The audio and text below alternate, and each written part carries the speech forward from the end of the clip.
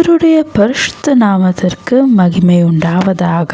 இன்றைய நாளிலும் நாங்கள் பார்க்க இருக்கும் வார்த்தை உபாகமம் 1 வசனம். உங்களுக்கு முன் செல்லும் உங்கள் தேவனாகிய கர்த்தர் தாமே எகிப்தில் உங்களோடு இருந்து உங்கள் கண்களுக்கு முன்பாக செய்ததெல்லாவற்றையும் போலவும் உங்களுக்காக யுத்தம் பண்ணுவார்.